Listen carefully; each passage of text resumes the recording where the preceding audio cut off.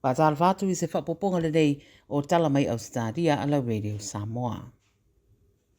Ese au wala lo whamanatu ai Ausetalia I le so le aso malolo le Australia Day, a onisi wa tumutumu I no fuanga ese pei o Balmore Park, e whaia lātou te te ina ia whaailoa ia ni suinga e whaatatau I le aso le nei malona whamanatuina. E leo se mata upu fau lea e whewhina wa iei whina ngalo le tō tele I tūsanga te itasi, e le whamanatuina o le aso ia po le aso le nei mo tangata o Ausetalia. E whamaire pānemia Anthony Albanese e siri pe a ngāru rue whaatasi tangata umo le atunu. O le sauninga na whaia I le soi Canberra na sauno ai le ri pānemia, ma ia tā ua I e tā ua I o le toe tō manatu I mea ua ausia Ausetalia o se atunu. Na ia whaataua fo I le sao First Nations po ulua I tangata o le rawele ele, wa whaailoa Albanese o Ausetalia ua whausia mai I tu ai ngā tangata ese ua ngāru rue whaatasi. Whaabawea le whanamai se tamaita I pēr mare ruaspu tau sanga le matua, wa riputia na whaamanu o rea se whaalawe au whieni wa ase lua I sini.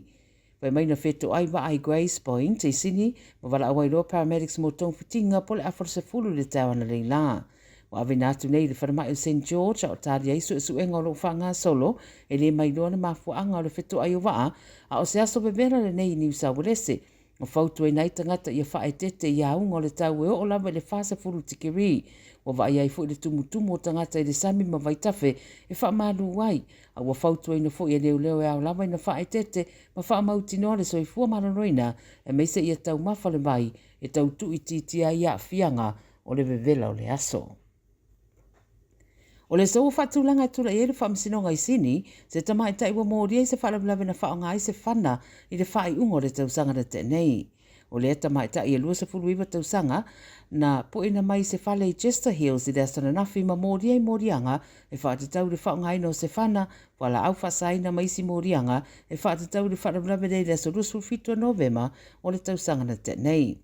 O se whale I Guildford na tupoi le whalawalawe ui e leistasi na awhia e na vai e leo le iai o whaamauninga o ni pulu whana sa ta whananga I le pito I lumo le whale ma pu e iloa ma le tamai ta ilia na toe ta tala murimuriane a o whaatalia I se suenga. Pa mai alo o whaawau pia suenga leo o tali ai lo na tula I le whaamsinonga I le so. Wa matoi whanua no le tō tele, o tangata e māsane na whaatau le whalo loa tele le Costco I Docklands I Melipone, ina ua whaamaunia le atapunia le whalo loa le whaeunga le tausanga nei. O li poti ma le 7 News wa tā waifu fuanga le pulenga o le whalo loa tele le Docklands o le atapunia ma le asuia le no fuanga I Adia I le tu isisifo Melipone. Mori maua paanga māsane le whalo loa ua matua le fia lava, tā wai o se tala whanua noa mō lātou, ia I le lātou whae tū. E se lau se fulu miliona o le ato e whalau tele ai le lata a le la fou le I Adia e sidi atu lau na tele I lo Docklands. Pe amane lua se lau fitu sifuru lau whai ngā ruenga mai Docklands o le ato e ngāru rue umai Adia pe ao o ina te tala ina. Ma le tala muli, o le whaelonga o pito te leo se taalonga loto I Ausetalia, o whaamania mai le ofisa leo taalonga o atu nei iai le whaelonga momo le Powerball I le vai sa fau le stofi, ina wale manuia fo I se tasi I le sei mai le pō na pō.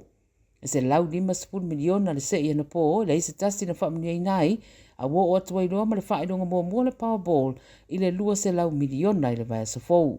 Mai le se ila vai e le pōna pō e to lua spuluono I lātou na whamuniaina I le tai se lau se fulu wafe le tangata. Mai le tau mate o le āsiri atu na to tene I lātou o le ātau sinio mō le sa ilia o le pepa o le āmanu mano I le nua se lau miliona lea ua whatalitalia I le vai a sofou le sotofi.